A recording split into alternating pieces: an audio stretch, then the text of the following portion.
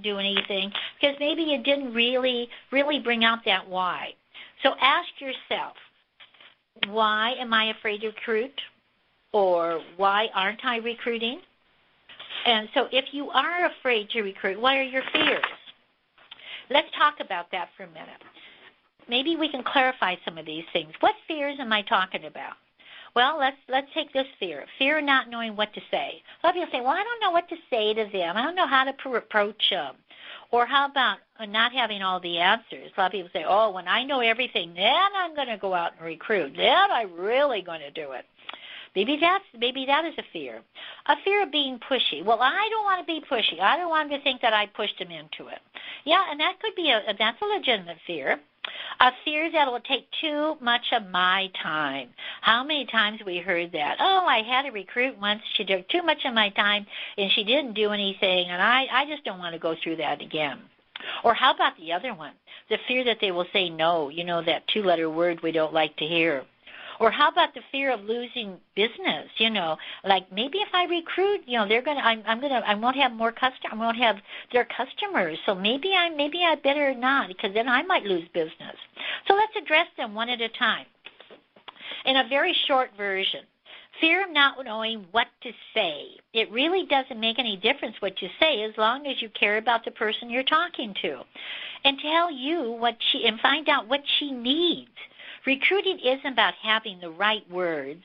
It's really about having the right attitude.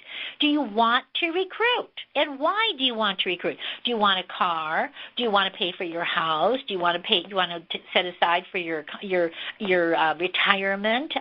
There's so many other things. So not fearing knowing what to say, that's not really the issue, because if you're excited about what you do, you want to share that. Okay. Now, I brought girls into my business in the early years when I was out in the field. And, when I got started, I didn't know diddly squat. I knew nothing. I just knew I was excited about the bra.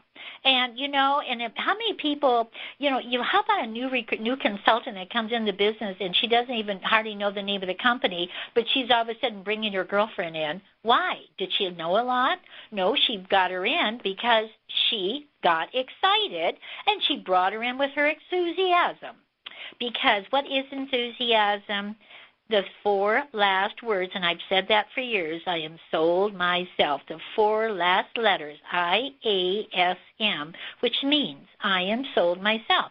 When you are confident that you are in the right place and you're doing what you want to do, you get excited. New people share naturally because they are excited. They only stop sharing when they start worried about knowing enough. You can always bring the questions to your upline or call the company. That's why we're all here. So therefore, fear, I read this one time. I thought it was so good. Fear is the dark room where negatives develop. Because when you start fearing, then you start thinking, oh, well, maybe I don't know enough, and maybe I shouldn't do that, or maybe.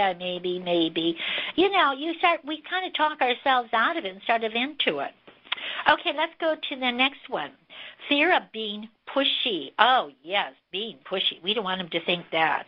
Well, the definition of pushy is excessively aggressive or forceful in dealing with others. Now, does that sound like you? Do you think so? I don't think so. You are only in danger of being perceived as pushy if, that's a big no, you got to look at, you are attempting to convince someone to join you against their will.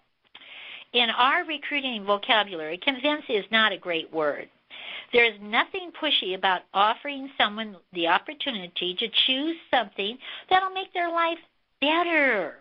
So release that from your mind. Being pushy, that's not it. Is that, are you convinced this is a good deal? Are you convinced that you think our products are going to help their life? That's what you got to look at. And get rid of that thought that you're not being pushy. You're just offering the opportunity. Let's take the next one we had here. Fear that it'll take too much of your time. It's true that recruiting does require an investment of time. It's kind of a long-term investment. When you sell a product, you earn commission and recoup your time investment quickly. You get money right away and put it in your pocket, and you're off and running. The activity of recruiting doesn't provide an immediate return on your investment. Instead, you get your investment back with interest when the person you recruit builds a successful business and you earn override commissions on their sales. Do you realize that we have so many people in this business that fits just perfectly because they shared, and some of the people here tonight on this conference call, they came into the business 30, 40 years ago, and their upline still makes money on them. Now, that's a nice investment, isn't it? That's what you're looking at. So don't expect an immediate. It's an investment in your future as you go along. But if you only want to do personal sales, remember that's immediate cash, but it's also immediate income, because when you deal with recruiting, it's long-term income. How about going to the next one? Fear they will say no. Oh, that horrible two-letter word. It's curious how much power the word no has over us. It probably goes back to when we were about 2 years old and we tried to stick a paper clip into a socket, and someone hollered out no to us in a stern voice, and we jumped back. We thought, oh my gosh, I'm being hollered at. Well, we're adults now. So let's kind of think about, let's diffuse the power in the word. People often say no by default. It's easier than dealing with the consequences of saying yes. And when they say no, N-O, it usually indicates a need to know, K-N-O-W, rather than a complete lack of interest. In other words, they're not quite sure they know enough, and it's kind of easier to say no. You know how you go to a dress shop or something, and the sales lady comes up to you and says, may I help you? And you say, no, I'm just looking. No, I'm just looking. And it's not that we don't want to buy something. It's we're not ready yet, or I need to look around a little bit. I need to learn a little more of what I'm looking for. Then I'll call you when I'm ready. Well, that's what you got to remember, ladies. That's kind of the same thing, isn't it? Here are two things to keep in mind. We are not responsible for the answer. We are only responsible for giving someone the chance to choose. We get used to hearing no when we hear it enough time. Averages work for you, and the more no's you get, you're getting closer to a yes. So think about it. That is not my rule. It is the rule that takes place today in business. Let's go to the next fear. How about this one? Fear of losing business. Well, if I recruit too many people, then I won't have the sales. Do you realize some people really think that way? I can't believe it. Look at your hometown. Well, and some of you live in big cities, but look around you. Could you reach everyone who may want your products in the amount of time you have to do shows or parties or appointments? Now, draw a circle 20, 30, 40 miles around your home. Could you reach all those people on your own? Probably not.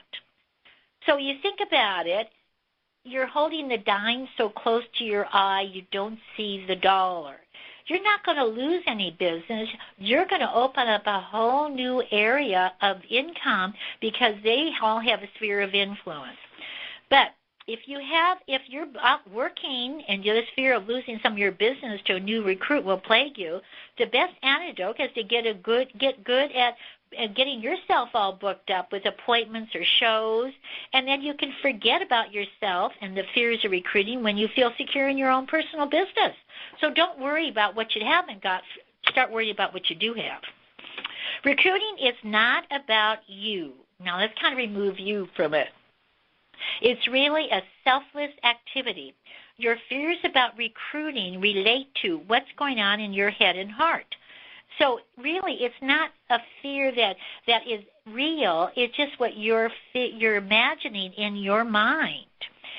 They ignore the other person. The other person doesn't have that fear. The person who might need your business opportunity, the person whose life could be changed for the better. I know so many people that have come into this business and their life has been changed for the better because somebody asked them to come in the business.